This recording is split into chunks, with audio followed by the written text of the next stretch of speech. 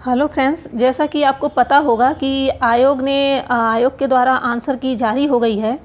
तो यहाँ पे सबसे पहले तो हम ये देख लेते हैं कि कौन से क्वेश्चन आपत्ति दर्ज कराने लायक हैं। जो आयोग द्वारा जारी आंसर की में जारी किया गया है, तो यहाँ पे कौन से क्वेश्चन आपत्ति दर्ज कराने लायक है। तो यहाँ पे सबसे पहले देखते हैं कि हम यहाँ 81 नंबर का क्वेश्चन देख रहे हैं। यहाँ पे 81 नंबर क्वेश्चन में ये दिया है कि को अन्यो हुत्वहाद दग्धुम प्रभवती इति का कथयति। तो यहाँ पे राइट आंसर क्या किया है, आयोग ने अनसुईया किया है। लेकिन अगर आप ध्यान देंगे तो 2009 में इसे अनसुईया को राइट आंसर किया था आयोग ने। जब 2009 में यही क्वेश्चन पूछा गया था, तो वहाँ पे आयोग ने अनसुईया को राइट आंसर कर दिया था।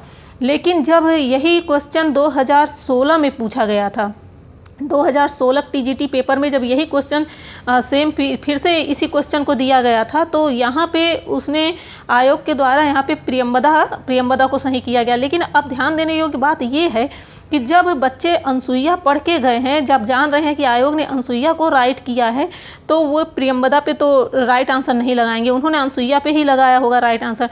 तो यहाँ पे प्रियम्बदा जब आयोग ने सही कर दिया, तो उन बच्चों का तो यहाँ पे गलत हो गया आंसर।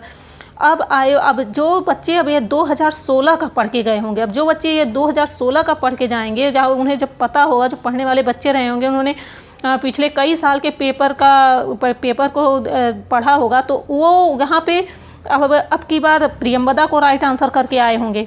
तो जो बच्चे प्रियम्बदा को राइट आंसर करके आए होंगे, तो यहाँ आयोग ने अनसुईया को राइट कर दिया है। अब 2021 में इसने अनसुईया को राइट आंसर कर दिया है, तो उन सब बच्चों का तो ये गलत हो गया होगा। तो यहाँ पे या तो आयोग ही कंफ्यूज है या तो बच्चों को कंफ्यूज कर रहा है। यहाँ पे जब दोनों आंसर को वो बार बार सही बता रहा है, तो यहाँ पे गलत आंसर क्या है, ये तो पूरी तरह से आपत्ति दर्ज कराने लायक आंसर है आपका। हम नेक्स्ट क्वेश्चन देखते हैं कि ये 6वें नंबर का क्वेश्चन है। ये यहाँ पे मैं पेपर सी का ली हुई हूँ, तो यहाँ पे बुकलेट सीरीज सी है। तो यहाँ पे ये 6वें नंबर का क्वेश्चन है। यहाँ पे क्रियासु युक्त निरपय चार चक्षुषो न वंचनीया प्रभो अनुजीवी श्लोके अस्मिन् चार चक्षुषः को अस्ति। तो यहाँ पे आप देखेंगे कि यहाँ पे चार चक्षुषः किसको कहा गया है। तो यहाँ पे आयोग द्वारा तो राइट आंसर किसे किया गया है, यहाँ पे राइट आंसर कहा गया है कि ये वनेचर को, यहाँ पे सी को शायद राइट आंसर कर दिया है यहाँ पे। लेकिन यहाँ पे राइट आंसर युधिष्ठिर होना चाहिए, क्योंकि बच्चे भी युधिष्ठिर में ही राइट आंसर करके आए हैं। क्योंकि यहाँ पे ये पूछ रहा है इसका, अगर अब इस श्लोक का आप अर्थ देखेंगे, तो यहाँ पे ये होगा कि सेवकों के द्वारा अपने राजा को नहीं ठगना चाहिए, और वो भी कैसे राजा को, तो चार चक्षुषा राजा को नहीं ठगना चाहिए। अर्थात चार चक्षुष राजा उस राजा को कहा जाता है जो अपने गुप्तचरों के नेत्रों के द्वारा देखता हो। तो यहाँ पे चार चक्षुषा तो युधिष्ठिर के लिए उपयोग किया गया है, पर यहाँ पे वनेचर राइट हुआ है, तो ये थोड़ा सा समझ नहीं आया। तो ये भी तो आपत्तिजनक क्वेश्चन मतलब हो जाएगा, क्योंकि यहाँ पे क्वेश्चन ठीक से या तो यहाँ पे कुछ मिस्टेक हो या तो कुछ भी हो, जो यहाँ पे वनेचर कर दिया है। लेकिन काफ़ी बच्चे जो पढ़ के गए हुए हैं, तो युधिष्ठिर को ही राइट आंसर करके आए हुए हैं, तो ये भी आपत्तिजनक क्वेश्चन ही हुआ।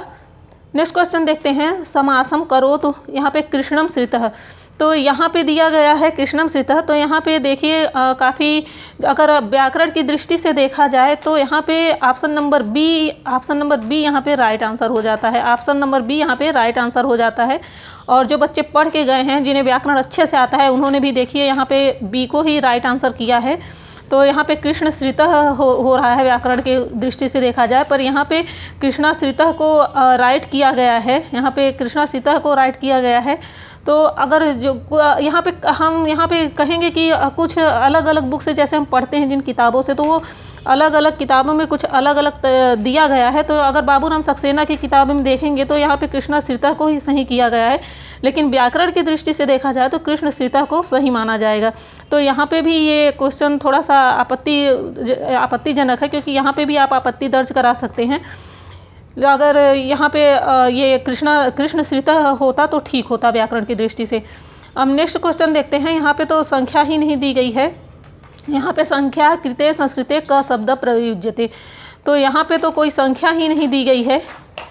तो यहाँ पे अगर सबसे यहाँ पे देखा जाए, तो ये गलत होता है यहाँ पे सबसे अलग से देखा जाए तो। लेकिन यहाँ पे कुछ दिया ही नहीं गया, अगर कुछ संख्या यहाँ पे दी गई होती तो उसके हिसाब से देखा जाता, तो ये क्वेश्चन तो पूरी तरह से हमें फेल ही लगता है। तो इसके लिए तो कुछ कहा ही नहीं जा सकता। फिलहाल अगर आप लोग कुछ जानते हैं इस बारे में और कहीं भी किसी भी आपने जानकारी में आपकी हो तो आप लोग ज़रूर कमेंट करिए। अब चलिए हम यहाँ पे देख लेते हैं कि यहाँ पे कुल यहाँ पे मेरिट कैसे जाएगी।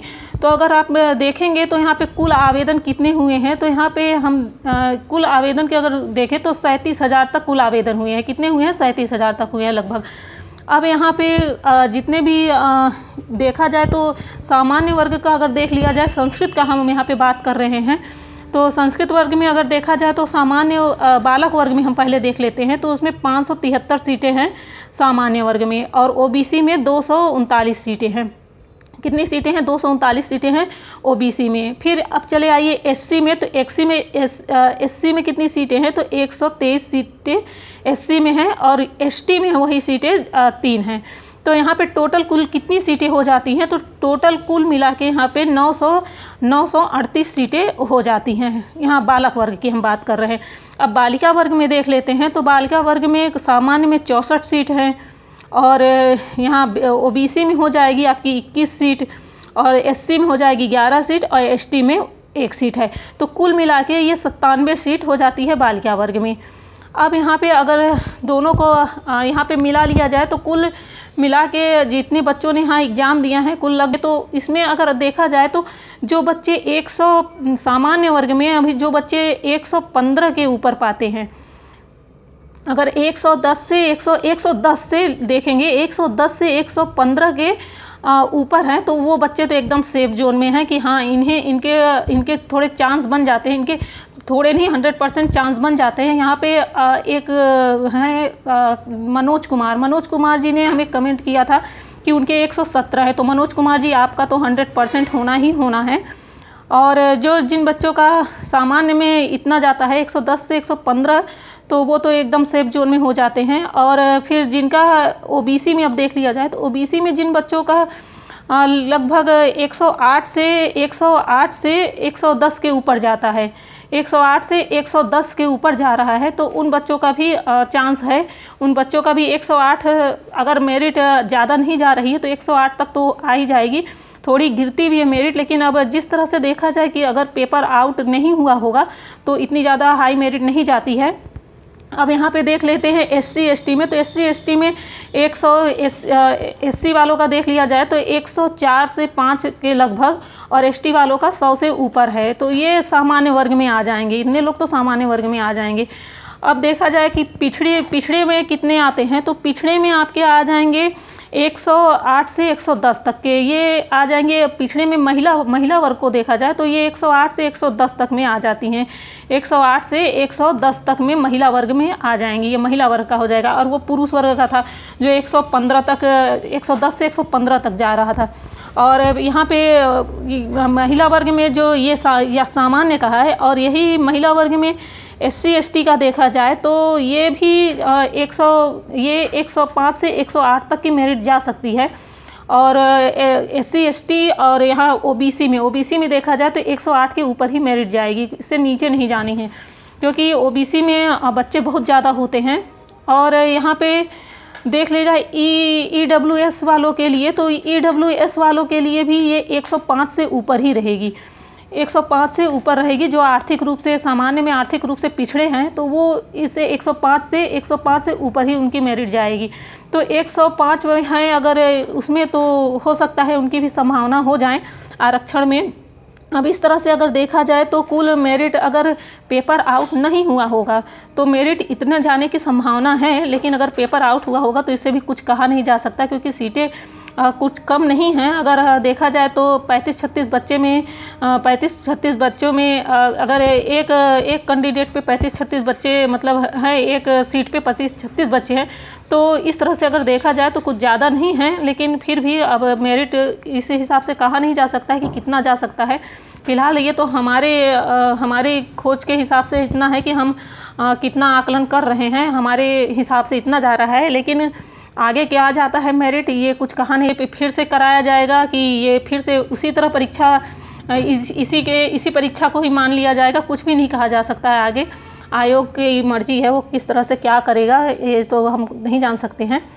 फिलहाल तब तक जिनके अगर 115 से ऊपर हैं वो तो जान लीजिए कि वो 100% एकदम सेफ जोन में है, उनका तो होना ही होना है। 110 ओबीसी के वाले भी 110 में हो सकते हैं, उनके भी चांस ज़्यादा ही हैं। चलिए तब तक देखते हैं मैम क्या जाती है। जब आएगा रिजल्ट आएगा तो क्या आता है वो तो उसी समय पता चलेगा।